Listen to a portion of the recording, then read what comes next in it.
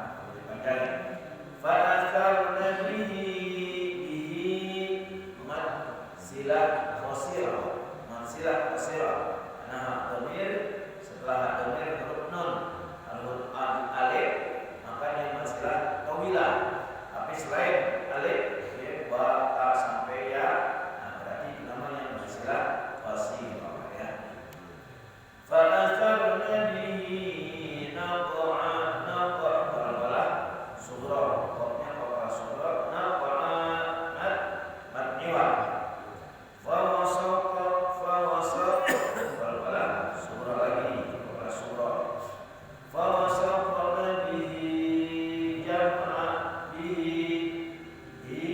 jam'a matsilah qasirah, ya, ini matsilah qasirah jam'a min mati ketemu ain. Kedua pakai ishar hal idhar syafawi jam'a dengan perintah ada jam, ya, sama dengan an'amta, supaya ada yang panjang an'amta itu nggak boleh karena dia idhar syafawi ketemu ain. Fawasaqna bihi jam'a, ya, iman. Innal insana inna nun bertasydid gunna, ya, gunna atau baik gunna. Innal insana adalah kemudian insana nun terterusin ikhfa hakiki sana at-tabiyah yang asli li rabbihi manzilah qasirah, ya, ada dhamir kamu selain hamzah berarti manzilah qasirah. La tamud maqtabi arif disukun, ya, kemudian dalnya qalqalah kubra, dalnya qalqalah kubra. Innal insana li rabbihi lakanud, maka disukun dan dalnya qalqalah kubra. Wa innahu manzilah qasirah.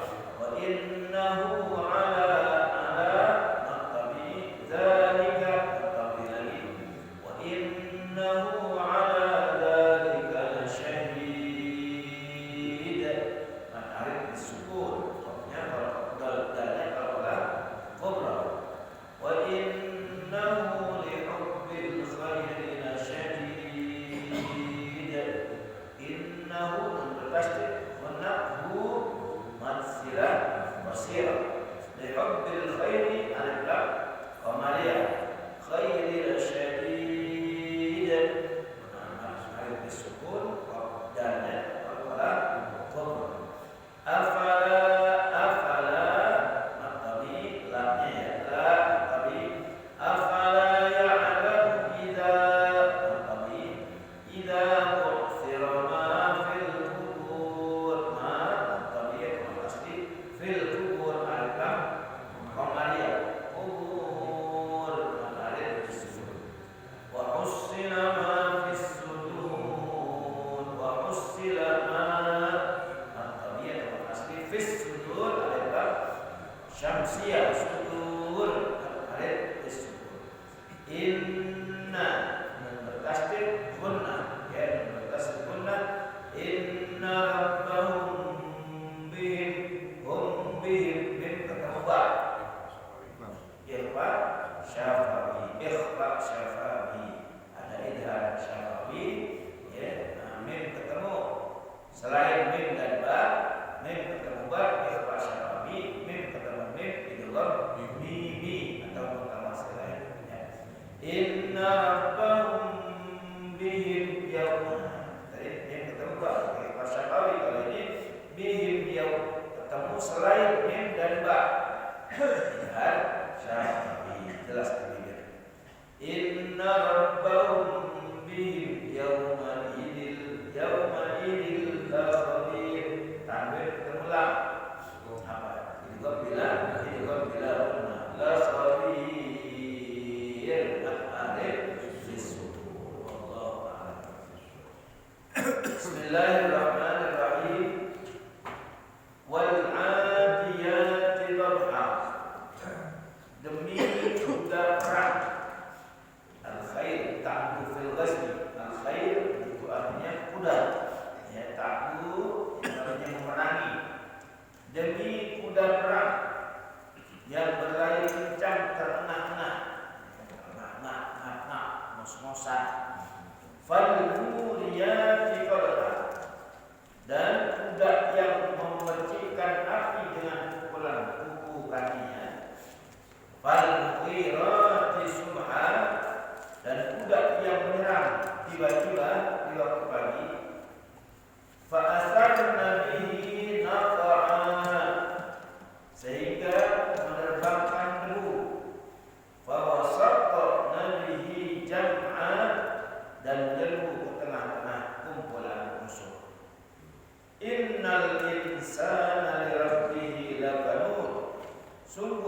manusia itu sangat ingkar, tidak bersyukur kepada Tuhannya.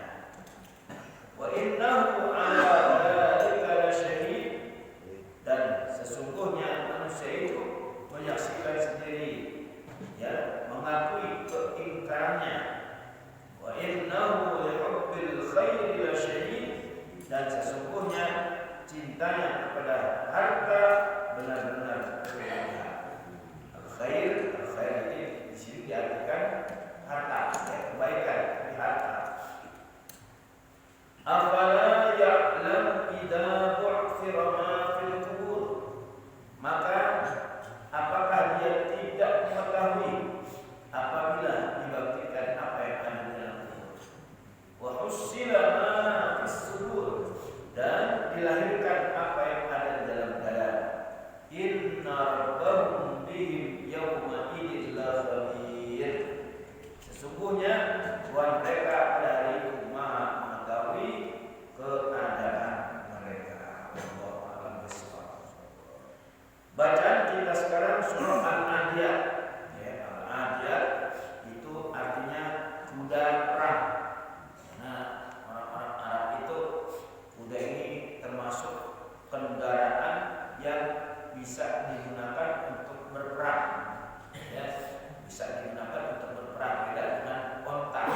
Kalau onta kendaraan yang bisa mengangkut barang-barang.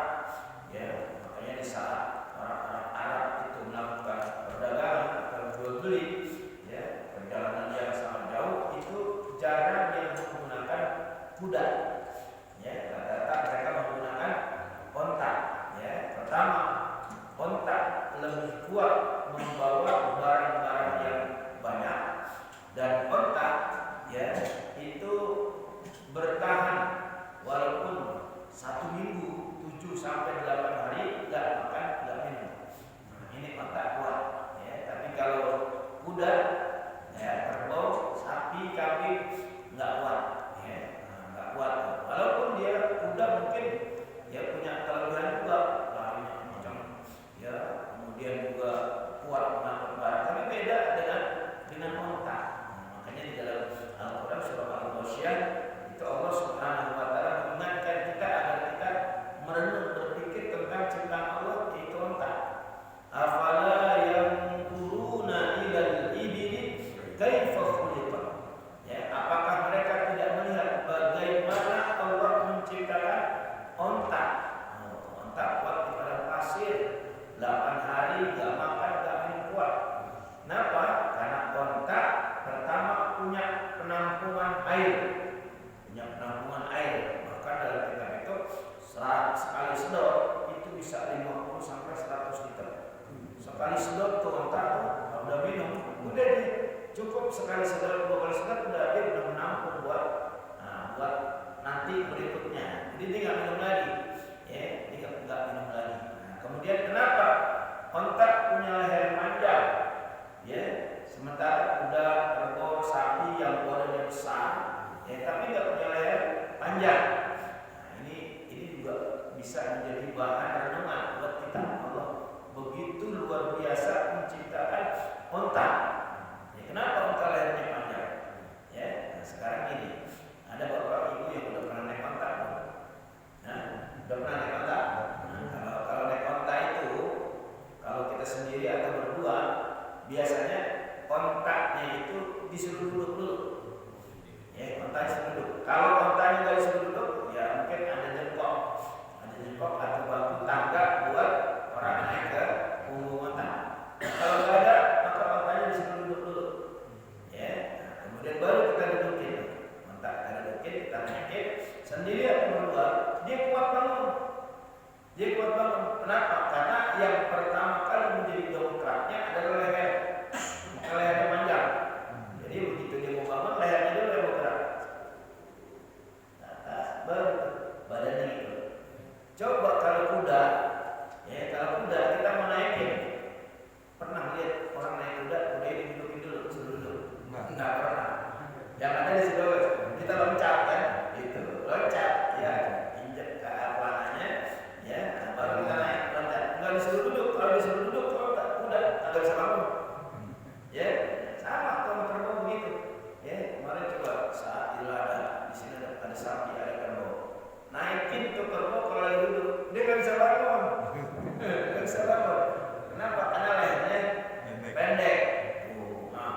Kemudian gigi otak. Gigi otak itu juga kayak besi. Ya, kalau setting gigi otak itu bersegi 4, itu kayak besi. Sehingga yang dimakan di padang pasir kan kagak ada, rumput kagak ada. Nah, sekarang kita udah lihat penghijau pendek-pendek, betul itu tanda-tanda hari kiamat itu padang pasir itu sekarang udah mulai menghijau. Tapi pendek, yang betul-betul halus, gitu, yang betul-betul kecil, betul-betul yang tinggi gak halus. Sekarang udah tumbuh banyak, ya. Nah, kalau kita dari Madinah ke Mekah, jadi kadang kita bisa melihat itu sudah menghijau.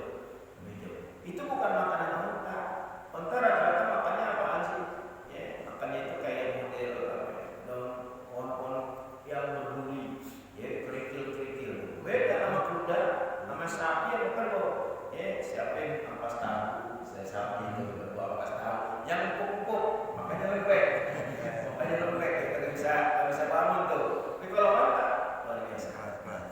Kalau di sini Allah Subhanahu wa taala bersumpah menggunakan kuda. Kenapa? Karena kuda itu menjadi kendaraan andalan orang-orang Arab. Makanya Nabi SAW memerintahkan kita, alimu auladakum, ajarkan anakmu yang pertama as-sibahah, berenang. Ajarin anakmu berenang. Ya, di samping buat kesehatan, kalau nanti kita naik kapal laut, ya mungkin terbalik, dia bisa berenang. Tuh, itu manfaatnya tuh. Nah, sekarang kita bakal nyampur dengan perempuan, jadi malas, ya, jadi malas nyampur. Ya. Gak ada perenang khusus laki-laki, perempuan. Kalau ada enak tuh, ya, ini enggak lagi perempuan nyampur, dia pakaiannya, ya begitu lah. Renang, masa renang pakai daster, ya aneh kan gitu. Nah, kuda itu jadi kendaraan yang luar biasa. Ya, alimu auladakum as-sibahah, ajarkan anak-anakmu yang pertama berenang. Yang kedua, ar-rimayah, memanah. Ajarin. Sekarang banyak pesantren-pesantren, sekolah-sekolah yang menjadikan memanah itu ekstrakurikuler. Ya, kurikulum ekskulnya memanah.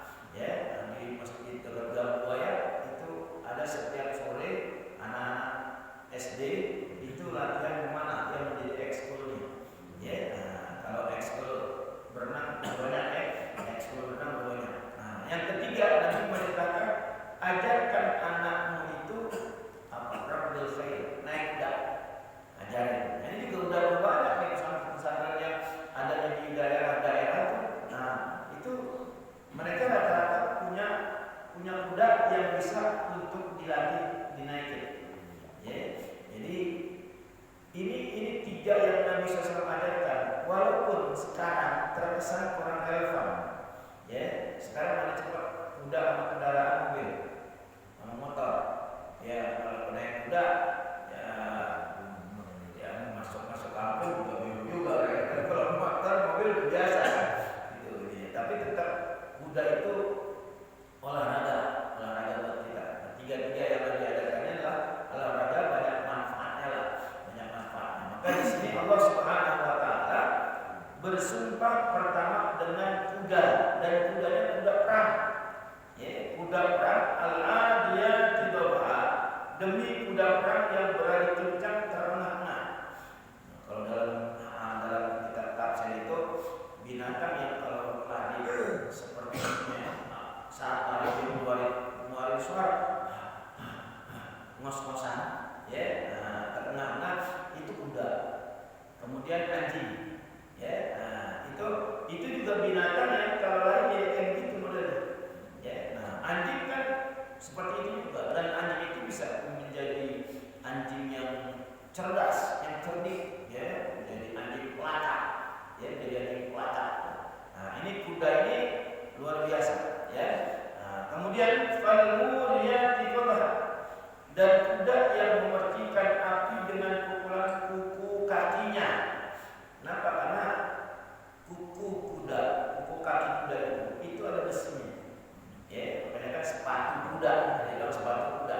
Kalau sapi, kambing, kerbau kan nggak ada sepatunya, tapi kalau kuda itu ada sepatunya.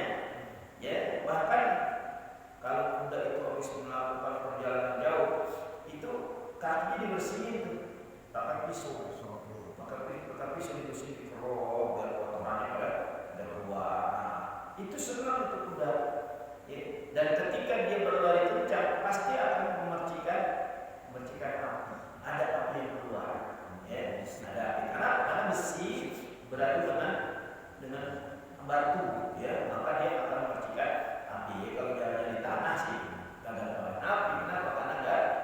Ya, nah, jadi ini kuda yang berlari kencang yang memercikan api dengan pukulan kuku kakinya.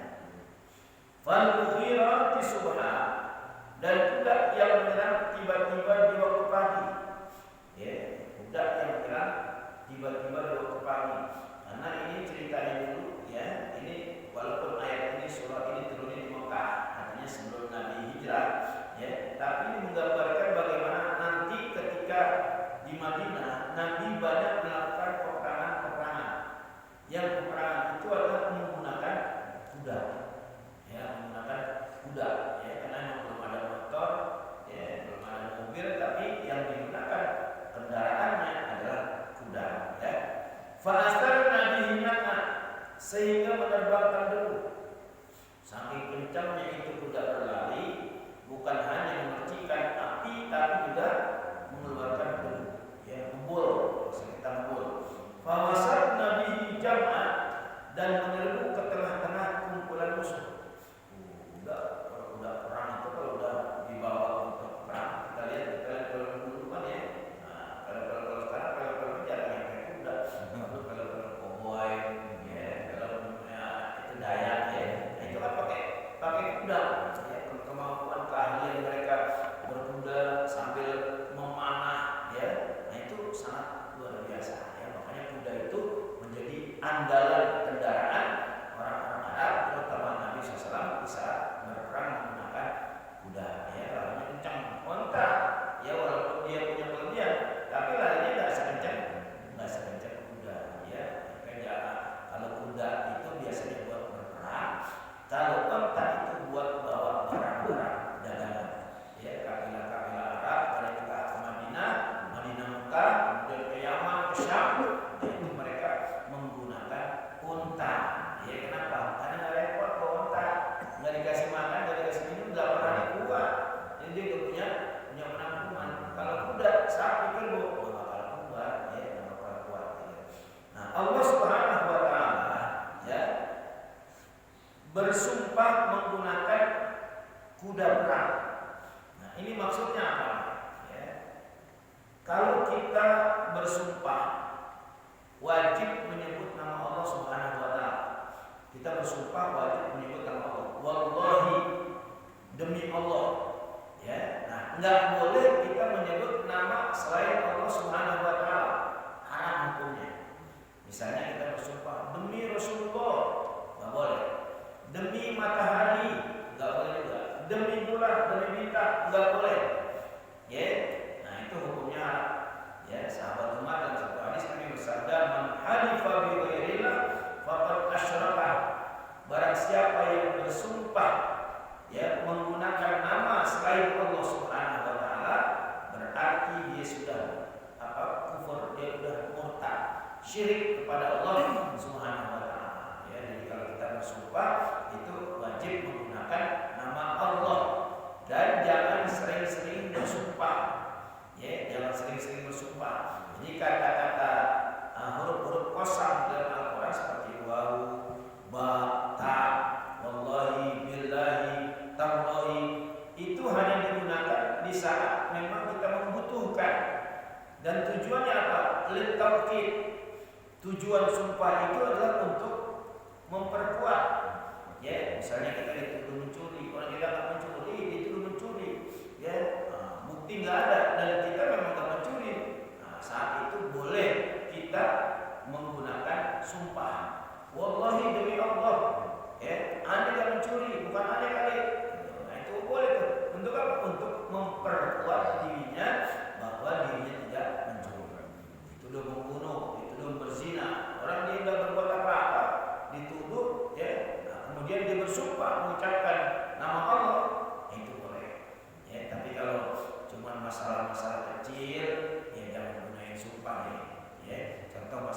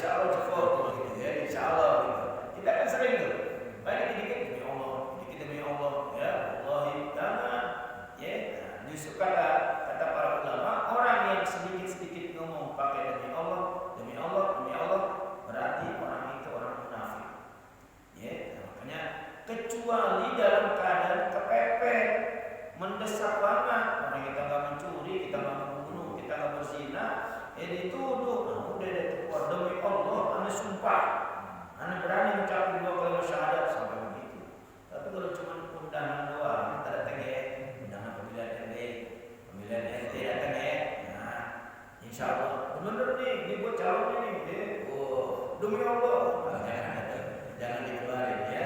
Nah, itu bahaya kan ya, tergolong orang-orang munafik. Kalau Allah Subhanahu wa taala boleh bersumpah menyebut nama makhluknya. Makanya kan di Quran banyak. Isra di juz Amma itu kan dari mulai wal asri innal insana lafi khusr, demi masa. Kemudian was-samaa'i wat-thariq ya. Kemudian wal laili idza yaghsha ya.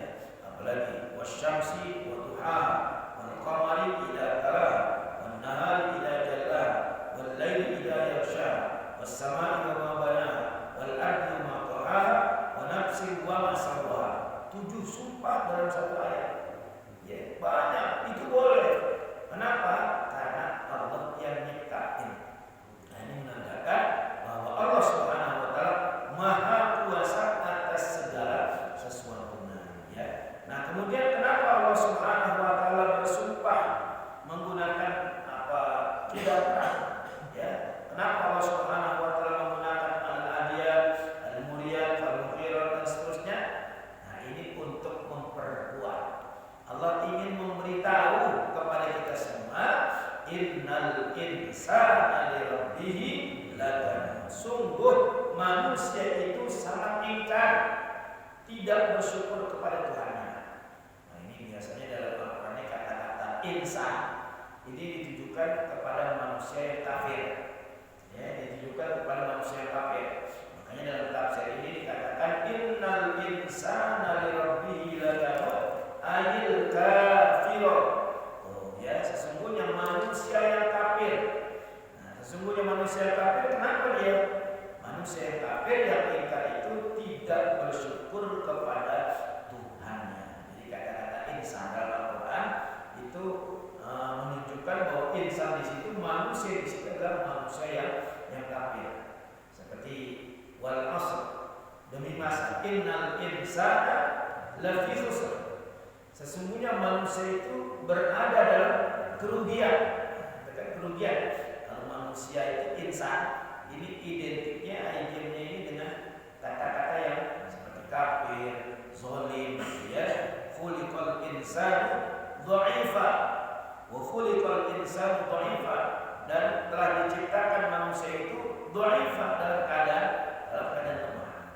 Beda dengan ya firman Allah Subhanahu wa taala yang menggunakan kata-kata mukmin. Jadi khusus kata mukmin itu digunakan hanya untuk orang-orang yang beriman. Qad aflahal mu'minun, sungguh telah beruntung orang-orang yang beriman. Tapi ketika Allah menggunakan kata-kata al-insan, manusia, ini biasanya ya identiknya adalah orang-orang kafir, orang-orang zalim, orang-orang yang tidak baik gitu ya.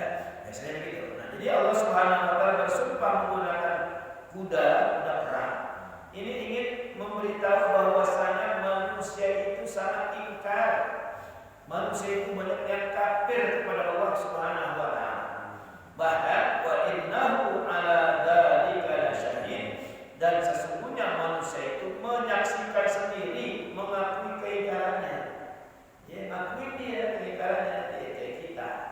Ya, kita kan manusia, banyak sekali keingkaran-keingkaran yang kita lakukan kepada Allah Subhanahu wa taala. Dan kita nyaksikan sendiri. Ya, makanya berulang-ulang kita melakukan dosa, kemudian berulang-ulang juga kita istighfar, minta ampun kepada Allah Subhanahu wa taala, ya. Wa innahu li hubbil khairi lasyadid, dan sesungguhnya cintanya kepada harta benar-benar berlebihan. Nah, di sini al-khair kan biasanya diartikan kebaikan. Tapi di sini al-khair ini diartikan harta. Kenapa? Karena pada dasarnya harta itu baik. Dasarnya harta itu adalah khair, baik.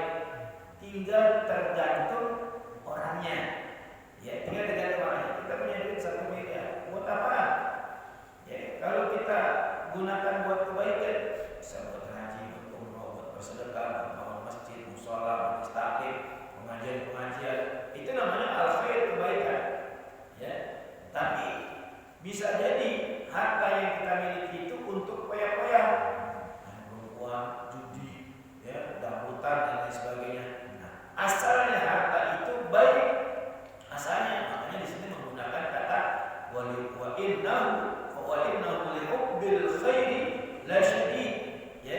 Dan sesungguhnya cintanya kepada harta ya benar-benar berlebihan.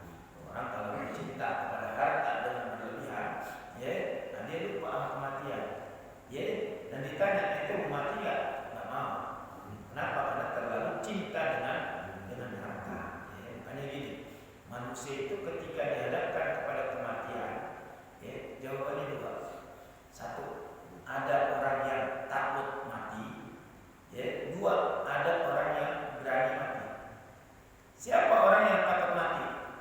Orang yang takut mati dua jawabannya. Yang pertama, orang yang belum punya persiapan, orang yang belum punya bekal. Ya, kita kalau belum punya bekal, kita mau ke Bandung, nggak punya duit, nggak punya persiapan, nggak punya bekal, jalan nggak kira-kira? Nggak jalan. Ya, jangan ke Bandung, Bogor, ya, mau ke Setiabudi, Duren juga punya bekal, punya duit, masuk mana-mana dah. Kalau punya bekal, itu di dunia kita, apalagi kita di akhirat, nggak punya bekal, nggak punya persiapan. Ditanya kita mau mati nggak? Nah, yang berani dah, yang belum persiapan, belum punya persiapan. Itu orang yang belum punya persiapan, ditanya mau mati nggak? Dia bilangnya nggak mau, takut, anak masih takut mati. Kenapa? Ya karena anak belum punya persiapan. Orang yang udah siap aja, rajin sholatnya, rajin ngajinya, ibadahnya. Kalau ditanya mau mati nggak masih belum mau. Apalagi yang nggak punya persiapan. Satu. Makanya kata Nabi apa? Kun fid dunya ka'annaka gharibun aw 'abirun sabil. Jadilah engkau di dunia seperti apa? Orang asing. Ya, orang asing, ya. Kemudian seperti musafir. Kita mau pergi misalnya ke Madura, ke Jawa dan lain sebagainya. Itu tentu ya butuh persiapan, butuh bekal yang cukup. Biar nggak kekurangan makan, biar nggak kekurangan minum. Ya paling kan duit banyak lah kita bawa. Itu kan bekal. Ya. Nah, duit ini digambarkan sebagai bekal dalam perjalanan kita. Nah, hidup di dunia ini juga bekal kita itu apa? Al-amalus sholeh.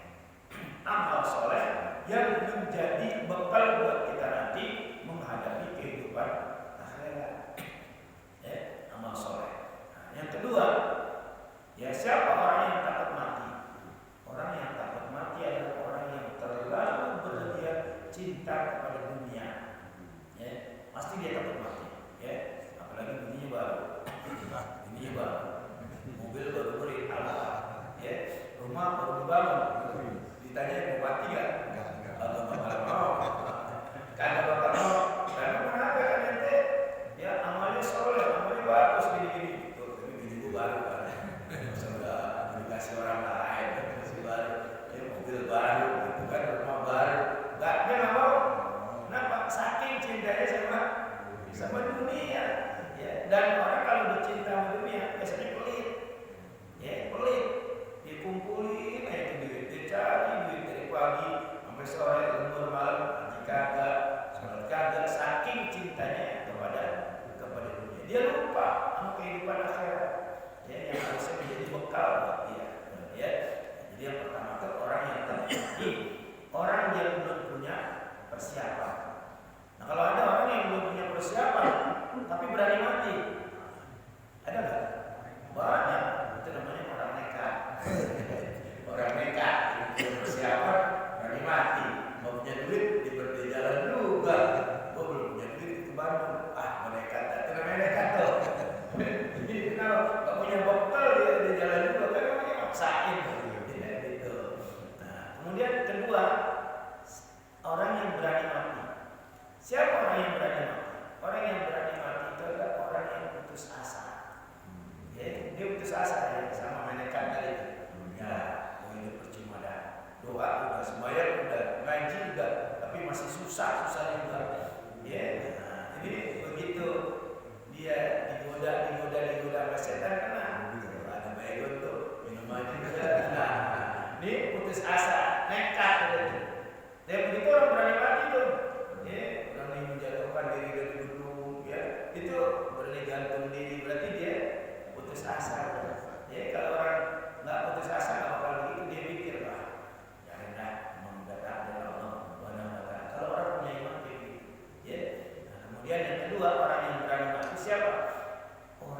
ingin bertemu dengan Allah Subhanahu wa taala. Karena dia begitu merindukan pertemuan dengan Allah Subhanahu wa taala. Ya, jadi pertemuan dengan Allah itu sesuatu yang diharapkan. Nabi pengen pengen banget ketemu sama Allah. Cuman belum bisa. Enggak ada nabi-nabi yang bisa melihat wajah Allah Subhanahu wa taala. Nanti baru di akhirat ya mereka bisa melihat wajah Allah Subhanahu wa taala dengan segala keindahan dan kemuliaannya. Ya, ciptaan Allah Nabi Muhammad aja orang pada enak lihatnya, apalagi Allahnya yang nyiptain gitu. Ya, nah itu orang yang ingin bertemu dengan Allah Subhanahu wa taala. Nah, kalau syarat orang yang ingin bertemu dengan Allah berapa syaratnya? 2. Tadi pernah dikatakan, "Faman kana yarju liqa'a rabbih falyamal amalan shalihan wa la yusyrik bi ibadati rabbih ahada." Ya, ada orang yang ingin bertemu dengan Allah, berharap bisa ketemu dengan Allah, falyamal amalan shalihan. Yang pertama dia berbuat amal saleh. Ya, amal saleh, amal baik. Yang poinnya itu 4. Apa itu poin amal saleh 4? Salat, puasa, zakat, dan haji. Ya, nah, kemudian dalam kitab Imam Al-Baghawi berkata bahwa yang dikatakan al-amalus shalih alladzi fihi arba'atu asya. Yang dikatakan amal saleh itu yang di dalamnya ada 4 perkara. Yang pertama ada ilmu. Ya, orang sholat kan harus pakai ilmu. Orang puasa harus pakai ilmu. Keluarin zakat juga ada ilmunya. Pergi haji juga harus ada ilmunya. Yang kedua niat. Semua niat yang diniatkan adalah karena Allah Subhanahu wa taala. Yang ketiga ikhlas. Bukan karena riya, bukan karena ingin dipandang orang dermawan dan lain sebagainya, bukan. Dan yang keempat adalah as-sabru, sabar. Nah, maka kalau sudah 4 ini ada ilmu, ada niat karena Allah, kemudian ikhlas melakukannya, sabar menerima semua ujiannya, maka itu termasuk dalam lingkup al-amalus shalih, amal saleh. Ya. Jadi sungguh bahagia orang yang bisa bertemu dengan Allah Subhanahu wa taala. Karena nanti ada orang yang dicuekin sama Allah. Dia kan ada yang dicuekin kan, di akhirat itu ada orang yang la yukallimullah wa yuzakkihim. Ya, enggak diajak bicara, dicuekin kita sama Allah. Kita mau main dicuekin kagak enak, orang biasanya ngobrol kenapa itu main dicuekin kita. Kagak enak kita, apalagi dicuekin sama Allah. Udah enak banget. Ya, nah, kembali ke bacaan kita. Wa innahu li hubbil khairi lasyadid. Dan sesungguhnya cintanya kepada harta benar-benar berlebihan. Ya, boleh kita cinta kepada harta, tapi jangan berlebihan. Makanya Nabi pernah bilang, ya, ketika Nabi menjelaskan tentang makna al-wahan. Wahan. Sahabat bertanya, "Man wahan ya Rasulullah?" Apa yang dimaksud dengan wahan ya Rasulullah? Rasulullah menjawab, "Hubbud dunya wa karahiyatul maut." Cinta berlebihan kepada dunia dan takut akan kematian. Ya, orang takut mau mati pasti mati. Yang berani juga mati juga. Semua bakal mati. Takut mati mati, berani mati mati juga. Orang sehat mati, orang sakit mati. Ya. Yang tua mati, yang muda mati, yang merokok mati, yang nggak merokok mati juga. Cuma untungnya orang yang ahli hisab nanti gak akan dihisab. Ahli hisab bukan hisab. Dia gak akan dihisab. Dia udah gak ngerokok, dia udah ngapain lagi. Kalau dia masuk surga, boleh ngerokok? Boleh, cuma di surga gak ada api. Numpang dulu ke neraka dia. Gue mau ngerokok di surga kan gak ada api, gimana? Hidup surga neraka dulu, saya coba api pada balik lagi. Tuhan malahnya. Apala ya'lam idza bu'sira ma fil qubur. Maka apakah dia tidak mengetahui apabila dibangkitkan apa yang ada di dalam kubur? Maka kita tak tahu apa yang akan dibangkitkan dalam kubur. Ya, nanti itu kalau ayat berikutnya itu nanti kita zilzilatil ardi zilzalah. Bumi mengeluarkan beban-beban berat yang dikandung. Binatang, manusia, tumbuhan, semua yang di dalam bumi itu akan keluar. Itu nanti itu gambaran hari kiamat. Nah, sekarang kita gambaran di kuburan aja gitu, begitu lihat kubur, ya, habis selesai kuburin coba sehari 2 hari, ya, itu kubur digali lagi. Jadi apa itu?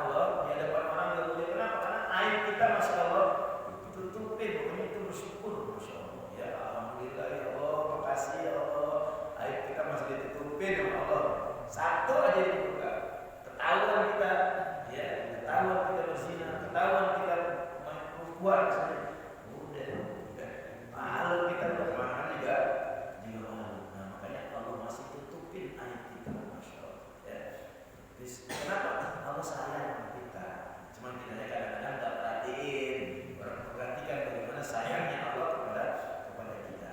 Inna rabbahum bihim yawma idzin lakhabir. Sesungguhnya Tuhan mereka pada hari itu Maha mengetahui keadaan mereka. Allah Maha mengetahui keadaan kita bagaimana di dunia, bagaimana Allah tahu.